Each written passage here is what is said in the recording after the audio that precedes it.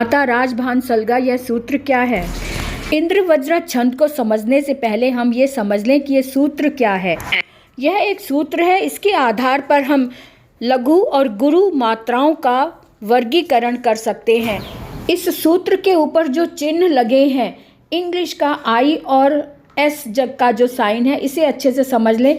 आई का साइन जो है वो लघु के लिए है और एस का साइन गुरु मात्रा के लिए है। अर्थात हम कह सकते हैं कि जो लघु मात्रा है वह ह्रस्व स्वर के लिए है और जो गुरु मात्रा जिसको कहा है वह दीर्घ स्वर के लिए है। इंद्र वज्रा छंद और उसका सामान्य परिचय इस प्रकार है। इंद्र वज्रा छंद में 4 चरण होते हैं और प्रत्येक चरण में 11-11 वर्ण होते हैं। इस प्रकार से 11 × 4 अर्थात 44 वर्ण होते हैं कुल मिलाकर। इंद्र वज्रा छंद का लक्षण इस तरह से है।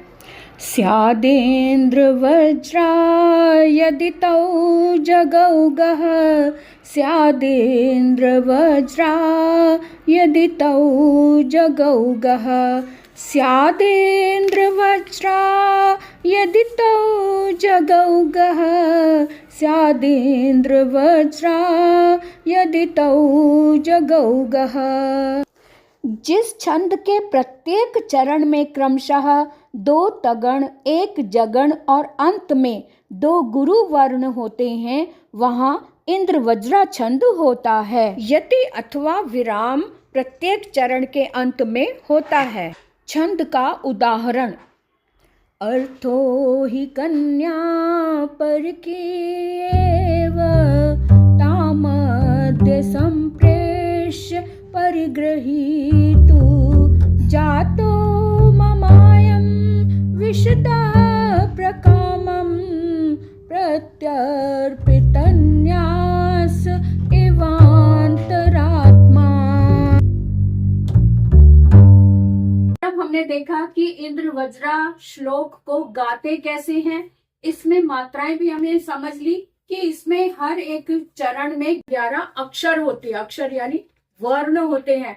मात्रा की बात नहीं कर रही हूं मैं, वर्ण की बात कर रही हूँ। 11-11 वर्ण होते हैं और हर एक वर्ण को मिलाकर, चारों चरणों के वर्णों को मिलाकर 44 यानी 11 × 4 तो 4 चरण और 11-11 वर्ण तो 44 वर्ण होते हैं सभी के, क्योंकि 4 चरण होते हैं। स्याद, यहाँ पे मैंने सारे अक्षर अलग अलग लिख दिए हैं। ये स्याद, इंद्र वज्रा यदि तौ जगौ गः, यानी स्याद का मतलब होना चाहिए इंद्र वज्रा यदि तौ, तौ का मतलब 2, तौ त से त है, तगण तगण और औ द्विवचन लगा हुआ है यानी 2 तगण जहां पर हो। जगौ जहां पर 1 जगण और गौ लास्ट में लगा है, इसका मतलब 2 गुरु। तो 2 गुरु, 2 तगण, 1 जगण और 2 गुरु लास्ट में हो तो वहां पर इंद्र वज्रा होता है। इस फॉर्मूले को अच्छे से समझ लो। जहां पर 2 तगण, 1 जगण और अंत में 2 गुरु होते हैं, वहां पर इंद्र वज्रा छंद होता है। इतनी सी बात क्लियर हो गई कि इसका लक्षण ये है, जहां पर स्याद इंद्र वज्रा होना चाहिए वहां होना चाहिए जहां पर 2 तगण, 1 जगण और 2 गुरु होते हैं। ये इसका लक्षण है। और लास्ट में अगर छोटी मात्रा भी है, अगर 1 वर्ण भी है, तब भी उसे गुरु मान लिया जाता है। ये इसका नियम है। तो अंत में 2 गुरु होने चाहिए। अब इसके वर्णों को गिने कि किस तरह से इसके वर्ण 11-11 वर्ण बनते हैं। हमने पहले भी बात की थी, शुरू में बताया था कि इसमें 4 चरण होते हैं और हर एक चरण में 11 वर्ण होते हैं और चारों को मिलाकर 44 वर्ण होते हैं। ए, आई, ओ, औ ये चारों ही वर्ण क्योंकि संयुक्त वर्ण होते हैं, इसलिए इनको हम गुरु में मानते हैं, यानी 2 मात्राओं में गिनते हैं। जैसे तो तगण तगण, 2 तगण हो गए। इसमें था ना हमारा शर्त क्या है, इसमें 2 तगण होने चाहिए। तो गुरु गुरु लघु, गुरु गुरु लघु, ये तगण हो गए 2। और उसके बाद 1 जगण, तो ये लघु गुरु लघु, ये 1 जगण हो गया। और अंत में 2 गुरु है तो हमारी शर्त ये पूरी कर रहा है ये वाला श्लोक, इसलिए यहाँ पर हम कह सकते हैं कि इंद्र वज्रा छंद है। अब इसी तरह से चारों को भी हम इसी तरह से समझ सकते हैं। और यहाँ पर भी 1 2 3 4 5 6 7 8 9 10 और ये 11, यहाँ पर भी 11 मात्राएं हैं। और यहाँ पर भी देख लें 1 2 3 4 5 6 7 8 9 10 और 11। तो आधे आधे अक्षर को हमने नहीं गिनना है, तो इसलिए यहाँ पर भी 11 मात्राएं हो गई ये। तो इस तरह से हमने देखा कि चारों चरणों में 11 वर्ण है, 11 वर्ण है। और जो ये लक्षण है ये इस तरह से है, तगड़ तगड़, 2 तगड़, 1 जगड़ और 2 गुरु। ये जहां पर है बहुत ही आसानी से इसे समझा जा सकता है।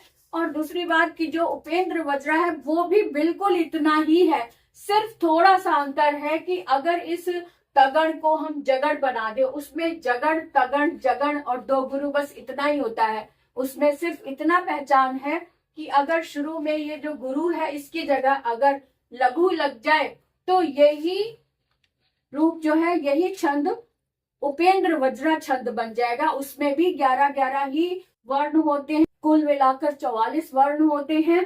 उसका जो ये लक्षण है उसमें सिर्फ इतना है कि पहला जो गुरु है उसके स्थान पर अगर लघु लगा दिया जाए तो इतना ही परिवर्तन हो और वो उपेंद्र वज्रा बन जाता है। तो उपेंद्र वज्रा में अलग से भी उसका उदाहरण बताऊंगी, लेकिन आप एक ही इंद्र वज्रा से उपेंद्र वज्रा को भी समझ सकते हैं। आपको बहुत ही आसानी से ये समझा दिया है। अब आप देखें, इंद्र वज्रा अगर हमें समझ आ गया तो उपेंद्र वज्रा भी समझ में आ गया, है ना। तो मुझे आप कमेंट करके जरूर बताना कि आपको कितना समझ आया है। और अगर नहीं समझ आया तो मैं एक बार फिर से समझाऊंगी, लेकिन इसे वीडियो को ही आप बार बार देखेंगे तो आपको बहुत अच्छे से समझ में आ जाएगा। उपेंद्र वज्रा, इसी में ही उपेंद्र वज्रा है, मैं अलग से भी बताऊंगी, लेकिन आप इंद्र वज्रा को ही ठीक से समझ लेंगे तो आपको उपेंद्र वज्रा भी समझ में आ जाएगा। तो अगर आपने अभी तक सब्सक्राइब नहीं किया मेरे चैनल को तो जल्दी से सब्सक्राइब कर दो, लाइक कर दो और कमेंट करके मुझे जरूर बताना कि आपको इस चैनल की वीडियोस कितने पसंद आती है और कितनी समझ आती है। जो भी मैं बताती हूँ, व्याकरण की व्याख्या जो बताती हूँ, आपको कितना समझ आता है। और साथ में अगर आपको लगता है कि हाँ इसमें दम है, आपको समझ में आ गया, तो इसे अधिक से अधिक शेयर करें ताकि आपके दोस्त, जो आपके फ्रेंड्स है, वो भी इसे अच्छे से समझकर फुल मार्क्स ले सके एग्जाम में। तो आज के लिए इतना ही, फिर मिलेंगे अगले वीडियो में।